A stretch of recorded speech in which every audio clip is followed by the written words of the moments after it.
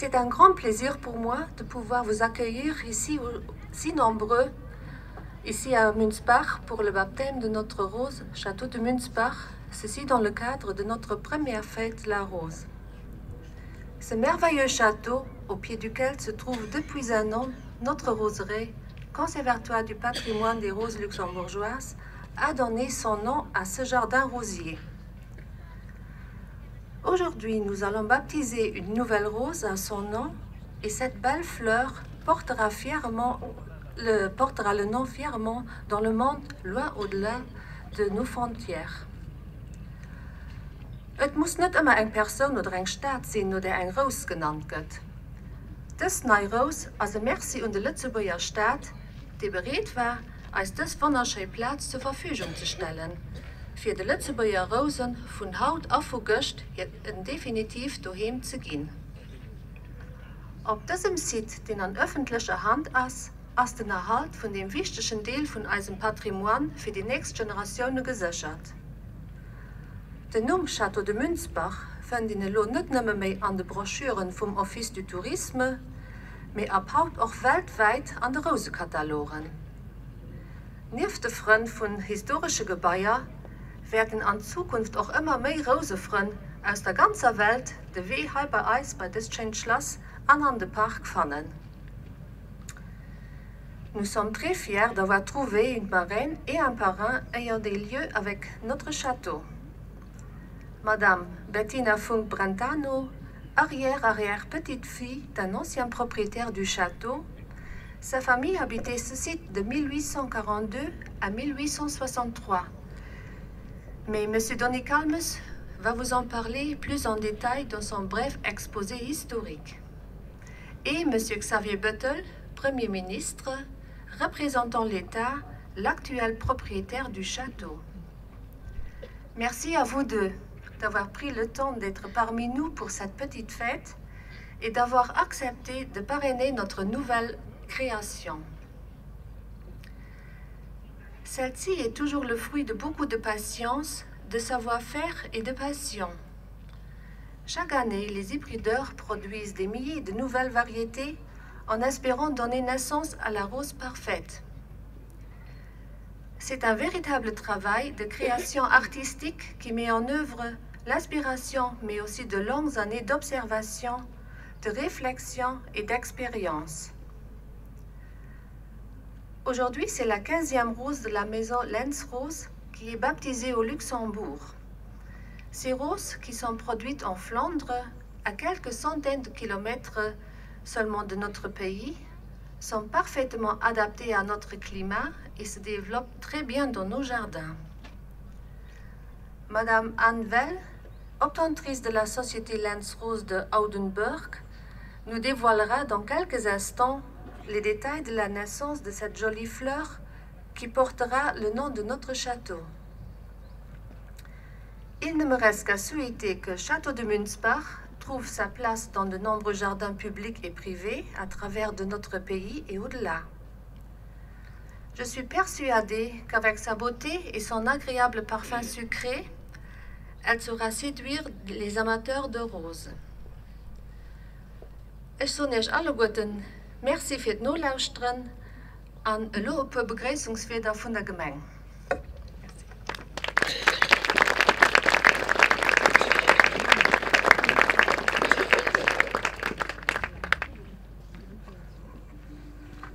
Herr Xavier Bettel, Herr Staatsminister Xavier Bettel, haut auch hier an der Rolle vom Peter von unserer Rose, die Damen und Herren Membres von der Regierung, an Vertreter aus der Chambre, die Damen und Herren Vertreter vom diplomatischen Korps, liebe Kollegen, Bürgermeistern, Chefen an Gemeindekonseillen, Madame Bettina Funk-Brentano, Gürtel von unserem Dorf kannt, Madame Anne Welle, Zichterin von der Rose, liebe Rosenfreunde, die Damen und Herren. Das mir ein ganz großes Ehre haut am Namen von der Gemeinde Schötte zu so viel hier am schönen Park vom Münzbach Schloss begrüßen zu können. All die von ihr die Gemeinde Schötte, Mathieu Dürfer, Schötte, Münzbach, Schrässig, Ivasieren und Neuhäuschen ein bisschen kennen, weil die können sich vorstellen, dass wir hier am schönen Seedal La Vie en Rose haben. Wir sind die Lützeburger Rosenfreunde hier ein offizielles Site hier bei uns an die Gemeinde verloren Und Rosen auch immer mehr Anzug an als Tier verfolgt. Von der als Gemeinde fuhrt, sieht überall Rosebeete, wo auch ganz viele Lützebäuer Rosefrön stehen. Wir haben an den letzten Jahren zusammen mit dem SIAS Rosiera gedeft zu Eieren von dem schönen Sierdal, bei der Gelegenheit vom 25. Jahrestag von unserem Jumelage mit unserer Partnergemeinde Siegelsbach und die zwei Bäuermeistern heute zu schütten, eine wunderschöne Rose, den Namen à l'amitié, auf die Freundschaft gehen. Und als Gemeinde Schütte haben wir uns natürlich auch direkt bereit erklärt, zusammen mit dem Staat die Rosefrön zu unterstützen, wie sie ein Platzgesicht für eine Roseraie auf einem öffentlichen Terrain anzulegen, wo ganz besonders das Patrimoine von den alle Lützebäuer Rosen, da soll für die Zukunft erhalten gehen. Heute auf den Tag, für einem Jahr, hat mein Vorgänger, der Jem Kaufmann, hier auf der Platz, zusammen mit dem Landwirtschaftsminister Ferner Oetjen, den Sekretär gelöst, und sie zwei haben hier für im Schloss die prachtvolle Rose gehabt, den da hier an den sieht, seine Bestimmung übergeben. Und über das letzte Jahr hat das Roseraie auch schon ganz viele Leute hier in Minzbach gezogen. Sie haben Privatleute, die davon hören oder gelesen hatten, oder auch Gruppen von Gärten und Blumenbegegneten aus dem In- und Ausland, die das Flottplatz dann auch an ihren Ausflugsprogramm immer abholen. Das ist ein ganz schöner Park mit seinem Rosengarten. Ich meine, das ist aber ein Platz, wie wir sie heute an unseren hektischen Zeiten brauchen. Ein Eck, wo ihr raufhört, wo ihr an einem schönen Kader kann, mit der Kanne oder auch mit dem Hund rumtrippeln, sich in irgendwo niedersetzen, ein Buch lesen, picknicken oder einfach zusammensitzen, schwätzen oder rasten. Und in dem Moment, an einer doch nach ländlicher Gemeinde wie Schütte, wird das heute gar nicht nötig, man das irrt sich. Weil alle Käier, wenn ihr hier hin könnt, da beginnen die Leute, die hier am Park sich abperlen. Um Dach von der Abweihung von ihrer Roseraie hat die Rosefrön versprochen, dass sie den 22. September 2018 gegen ein Rosdefen auf den Namen vom Minzbach Schloss, an dem sie im Park sie hier daheim davon tun. Also ihr Wort gehalten, und heute stimmen wir dann hier alle zusammen für eine schöne zweite Rose, dann den Namen von unserem Schloss, dem Chateau de Münzbach, mal auf den Weg zu gehen. Wir als Schütter Gemeinde, wir sind natürlich stolz darauf, dass in Zukunft das Rose für als Reklame statt Welt möchte und noch an unseren Plantationen wird sie schon einen gut gepassten Platz finden. Am Namen von der Gemeinde, félicitations à vous, Madame Anvel, pour la création de cette superbe rose. Merci und ich, les Rosefrön, dass der Minzbach Schloss das schöne Rose dédié hat. Wir entdecken merci für die Arbeit, die ihr ganz Jahr am Benevolat legt, für diese City zu erhalten, weil ich meine, Heimat trägt ihr auch eine ganze Kopf bei zur Attraktivität von unserer Gemeinde. Und ich bin überzeugt, dass auch an den nächsten Jahren nachher regelmäßig Rose en fête wird sein. Merci und Herr Staatsminister, als Proprietär vom Schloss, dass ihr das prächtige Gebäulichkeiten mit Leben gefüllt habt, dass ihr sie so wunderbar erhält. Und merci auch, dass ihr bereit wart, für die Platz zur Verfügung zu stellen, für die schöne Rosengarten umzulegen. Und ein ganz besonderes Merci, so ich auch, dass der Haut bei einem mehr wie gut gefüllten Kalender erst Zeit geholt hat, hier hinzukommen, für ihrem Schloss in Rose zu parinieren. Ihr alle gut, eine ganz große Merci, die ihr hier seht, dass ihr hier dabei seid. Und ich wünsche euch alle gut, eine ganz flotte Stunden hier zu schütten. Und dann ist ein neuer Rose. Ich wünsche euch, dass ihr einen Platz auf viele Gärten findet, sich gut entwickelt und dass ihr mit ihrer Schönheit an ihrem Parfum und auch ganz viele Leute durch die Welt frieden möchtet. Vielmals Merci, alle Gute.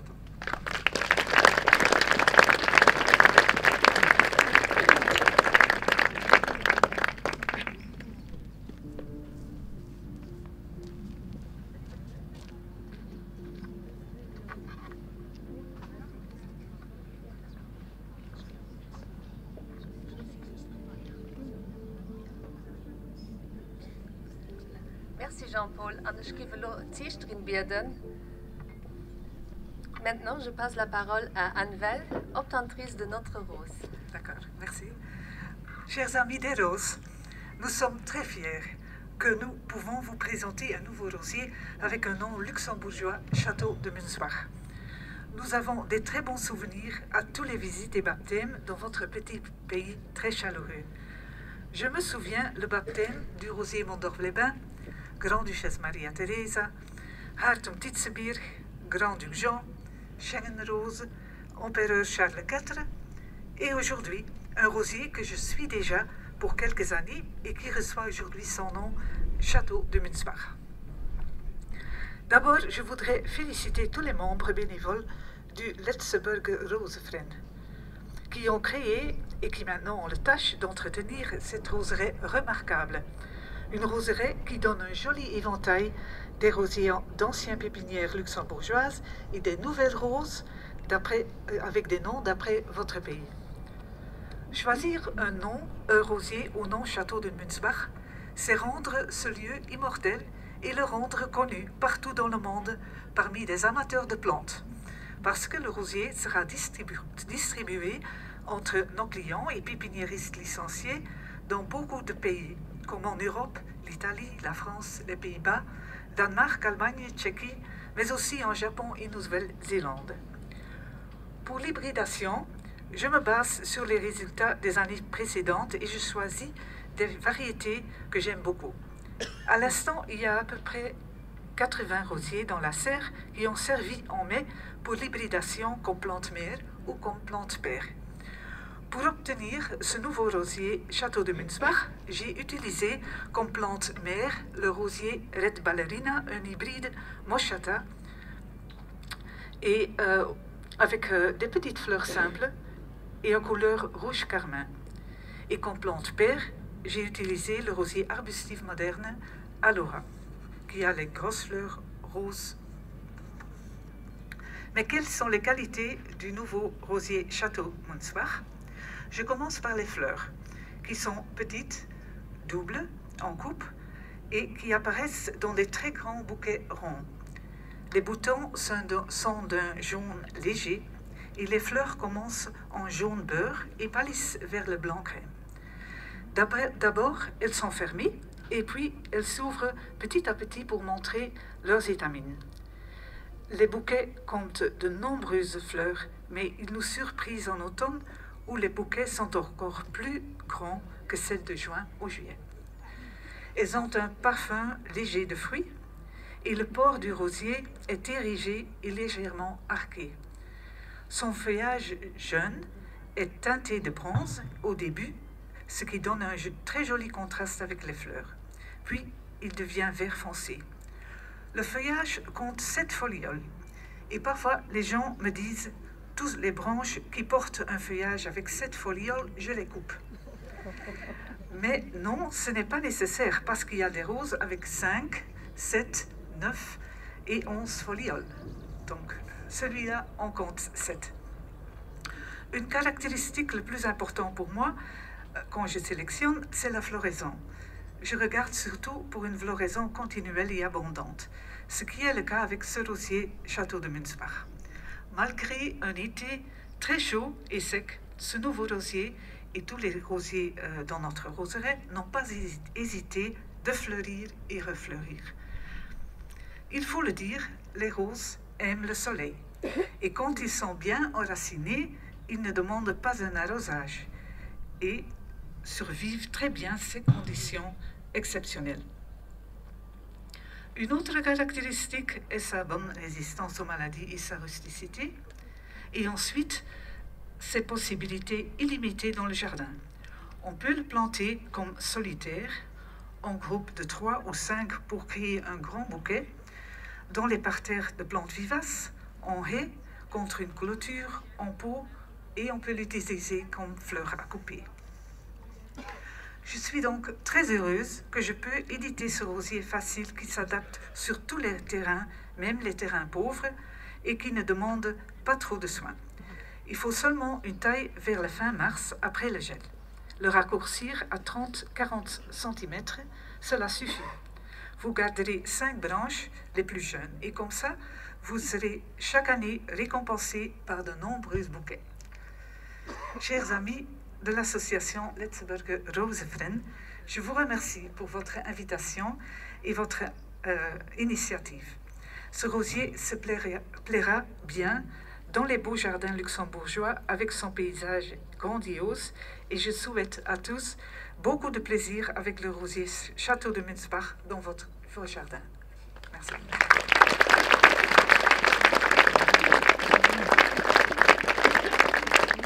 Merci Anne. La rose portera le nom Château de Münzbach. Notre vice-président, il est où? Monsieur Donny Calmes, voisin du château, va nous faire un petit exposé sur ce site historique.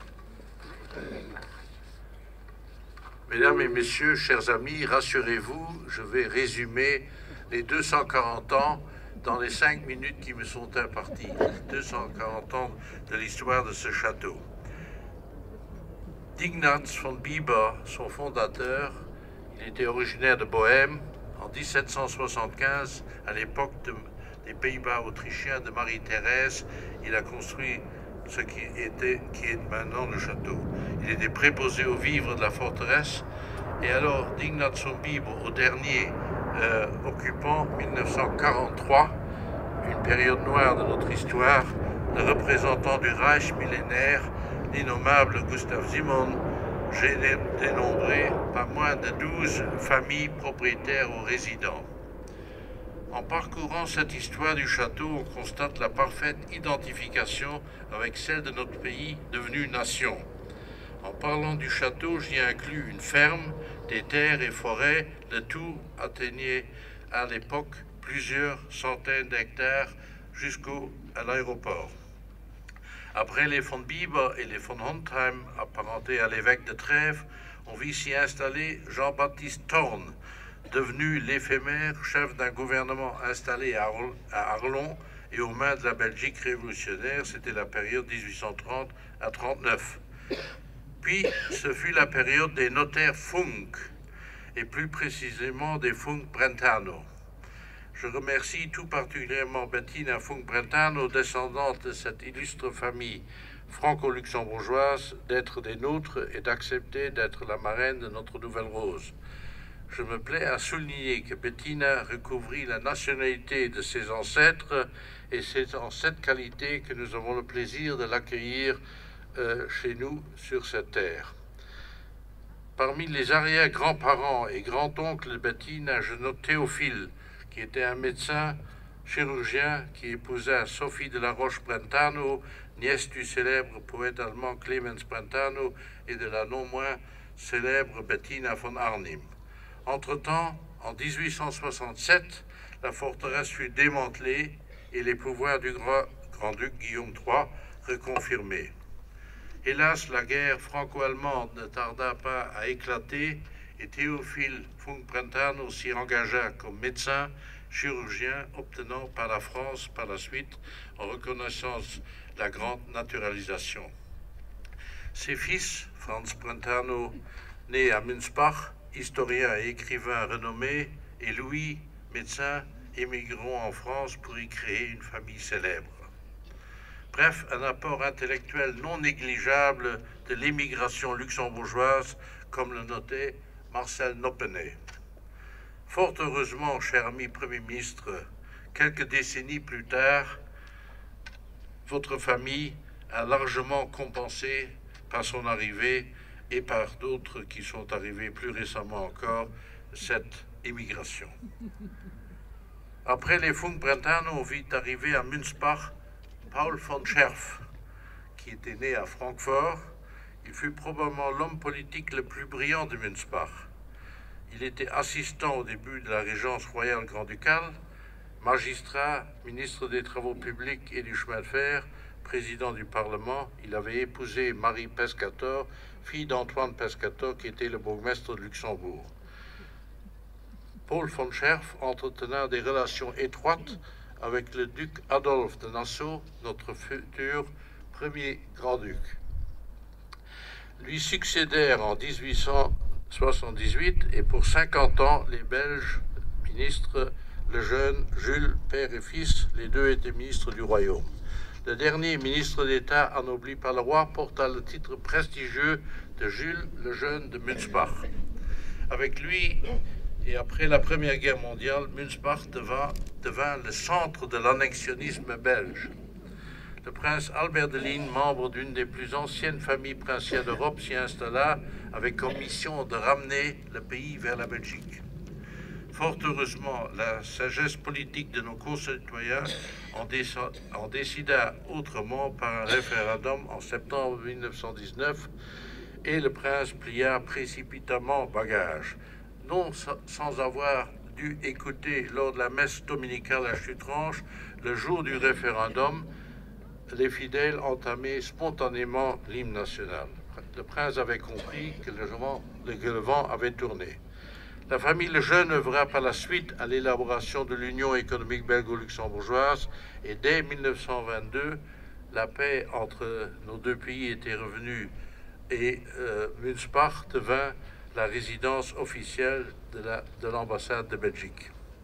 Après 1927, les derniers aristocrates quittèrent Münspach et ses terres et on vit s'installer une famille bien de chez nous, propriétaire d'ardoiserie, les Zender Angelsberg.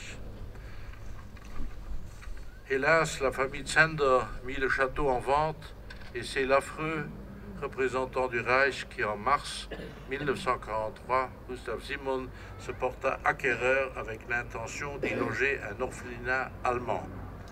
Après la guerre, comme bien de l'occupant, l'État, Monsieur le Premier ministre, récupérera gratuitement le château pour y loger un orphelinat public.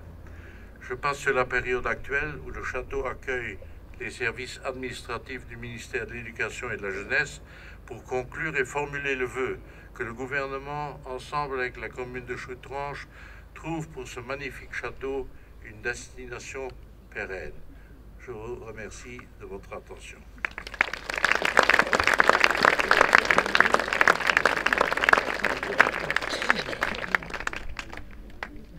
Merci Denis. Et maintenant, c'est à vous, la marraine, le parrain. On va procéder au baptême avec l'eau du Minzpabach, petit ruisseau qui traverse le domaine du château.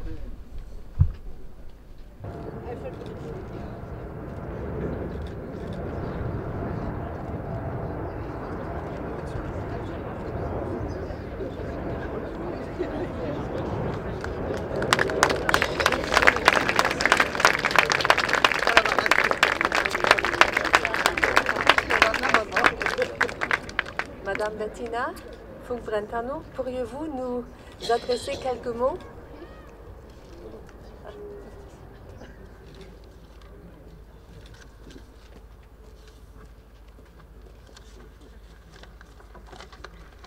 Monsieur le Premier ministre, Mesdames, Messieurs, c'est à la fois un grand honneur et une grande joie que d'être reçu ce matin au château de Münspach, demeure de mes ancêtres. C'est un honneur pour moi parce que Münspach est devenu un lieu européen et symbolise à la fois donc mes racines et ma foi en l'avenir de la paix que représente une Europe unie, harmonieuse et forte. Je me sens profondément européenne de par mes racines allemandes, italiennes, luxembourgeoises et françaises. Ayant fait mes études en Angleterre et épousé un Roumain, mon identité européenne n'a cessé de s'affirmer de par mes goûts, ma culture, les langues que je parle et mes orientations professionnelles. Marraine de la rose du château de Münspach aux côtés de M. Bettel est un grand honneur que me fait ma nouvelle patrie, le Luxembourg. C'est une joie intense car la rose porte les valeurs d'harmonie, de beauté et d'amour et donc un grand espoir de paix pour notre Europe que nous chérissons tous ici. Mon nom est Funk-Brentano, comme l'a rappelé Donny tout à l'heure. C'est un symbole d'Europe, mais les Brentano, Clemens et Bettina, mes illustres ancêtres, sont des grands symboles du romantisme. Et je pense que ce double patronyme, porteur de valeurs à la fois européennes et de valeurs d'harmonie et d'amour, est un gage de succès pour cette rose dont j'espère elle portera ses messages à travers l'Europe et le monde. Merci beaucoup.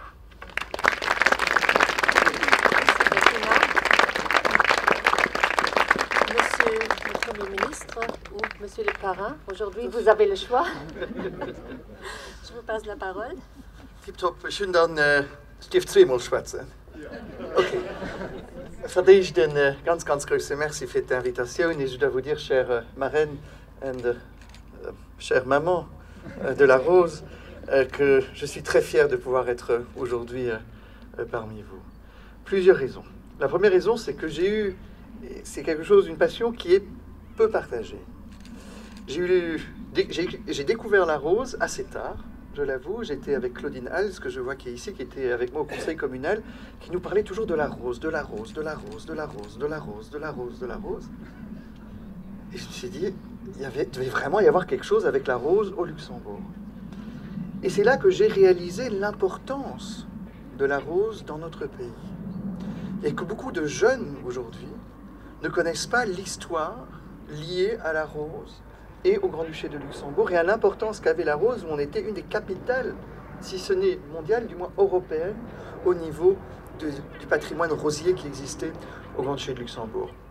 Et du coup, je me suis intéressé à la rose. Pour moi, la rose, c'était lié pendant un moment à un parti politique, ce qui faisait que j'étais moins attiré par la rose. Était lié en tant qu'enfant au risque de me piquer quand je touchais les rosiers.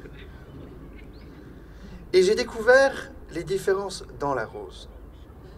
J'ai découvert et j'ai planté des roses à la maison. Et je suis fier de mes roses. Alors j'en ai qui sont très belles, qui sentent moins fort. J'en ai qui sont belles, mais qui ont une odeur qui est fantastique. Et c'est cette diversité dans la rose, dans ses couleurs, dans ses intensités, qui font que la rose est aujourd'hui, pour moi, une des fleurs les plus romantiques. C'est celle où on peut regarder dedans. On voit quelque chose dedans. Chaque histoire a sa rose. Et quand je coupe les bulbes de rose, et quand je les coupe, il faudra juste que vous me dites combien je dois les couper, 40 cm ou 30, parce que moi je les coupais jamais aussi long, donc il faudra juste que je me retienne à vous, et que je vois la rose qui fane, qui tombe. Et c'est là qu'on suit en fait aussi le rythme d'une vie d'une rose. On voit le petit bulbe qui se forme, qui s'ouvre, et qui a la jeunesse et après la splendeur, puis après perd ses pétales et se meurt. Et donc je suis un ami des roses à titre privé, et ça me calme, me dit mon mari. Donc de temps en temps, quand je l'énerve, il me dit que je me trouve comme Et donc je comprends le message. Et je dois vous dire que le goût de la rose est quelque chose qui est fantastique aussi, et que beaucoup de gens ne le connaissent pas, que ce soit en eau de toilette, que ce soit, et un des plus grands pâtissiers, meilleur ouvrier de France, qui s'appelle Pierre Hermé, a fait un dessert qui s'appelle l'isparan. Je peux que vous le recommander. Et je ne devrais pas vous le dire pour ne pas faire de la publicité, mais le nouveau Bäcker Hoffmann, qui a repris Schumacher, a une confiture à la rose qui existe aussi avec litchi et framboise, que je peux aussi que vous recommander. Donc vous voyez, je suis très lié à la rose depuis quelque temps. J'ai découvert une vraie passion. Permettez-moi de vous dire que je suis aussi très fier d'être parrain d'une rose. Être parrain, et je suis désolé, la marraine et le parrain n'ont pas fait leur devoir de parrain et de marraine d'offrir des dragées à tous les gens présents lors du baptême. Mais ce qui est important pour nous, c'est de montrer l'importance. Et vous avez dit, en tant qu'État, que nous sommes propriétaires. Et donc j'ai la chance, par cette fonction, de pouvoir être invité aujourd'hui auprès de vous dans ce prestigieux cadre qui est le château de Münzbach. Vous l'avez dit aujourd'hui, ce château a connu une belle époque, a connu une histoire plus triste, a connu des moments plus durs. Et aujourd'hui, l'éducation nationale, c'est un endroit où des parents et des familles retrouvent les enfants. Et je trouve que c'est important qu'il y ait de la vie dans ce château, que ce château revive. Et l'État a une mission avec son patrimoine. Et le patrimoine n'est pas que la pierre, mais aussi la pierre. C'est notre histoire, c'est notre culture, c'est de savoir d'où on vient. Et les roses font partie de ce patrimoine, partie de cette histoire qui est aujourd'hui celle qu'on a. Et Madame Fontantano, vous avez parlé de l'Europe. Et il y a 3 semaines, j'avais eu la chance de recevoir le président français, ici au Grand-Duché de Luxembourg, où avec le président Macron et moi-même, nous avons voulu défendre les valeurs de l'Europe, qui sont un peu, et permettez-moi de faire avoir ce culot de vouloir faire une comparaison, mais comme les roses sont différentes, les unes sont grandes, les autres sont plus petites, les unes sont vives, les autres sont plus pâles, les unes sont bonnes, les autres n'ont pas d'odeur. Mais c'est ensemble qu'on fait le pari. Et c'est ensemble qu'on arrive à dégager une beauté. C'est comme en Europe. On a créé quelque chose en 1957 qui était avant tout un projet de paix. Nous, on a su, à travers les différences, avoir un projet de solidarité. Et je dois vous dire que cette semaine, j'ai eu un Conseil européen à Salzbourg qui était difficile. Car pour beaucoup, l'Europe est plus une Europe économique qu'une Europe de valeurs. Et c'est très dur. Et j'ai eu une question, certains... Je sais que la presse allemande a dit que j'avais un Wutanfall. Je crois qu'ils me connaissent très mal. Car j'ai une journaliste qui m'a demandé combien coûte... Je tiens à vous... J'ai une crise que j'étais, que j'ai fait, en bon français, que j'ai pété un câble. Donc, un journaliste me pose la question, combien coûte un réfugié? Et je trouve tout simplement que on doit faire la différence. Je sais que ce n'est pas populaire entre un réfugié politique qui essaye de vivre et de survivre et une migration économique. Mais un réfugié politique est quelqu'un qui veut vivre, quelqu'un qui veut fuir la mort, le viol, la torture.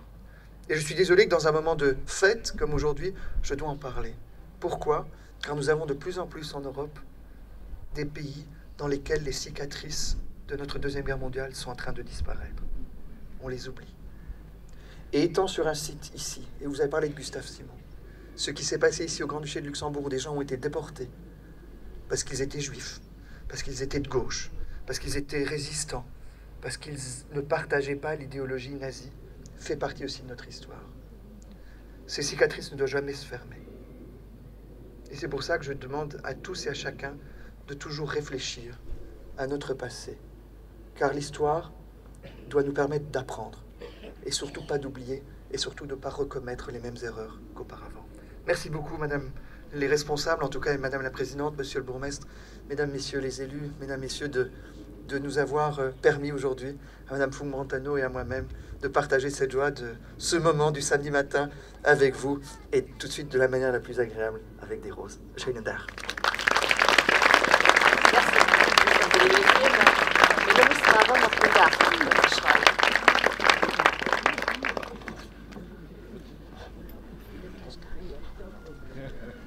D'abord, Madame. D'abord, Madame. On en a rien copié.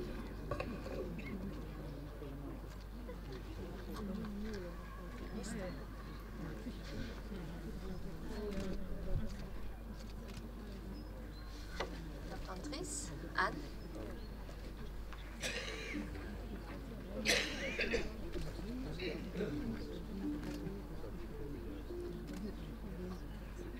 Denis, toi aussi. Monsieur le bourgmestre.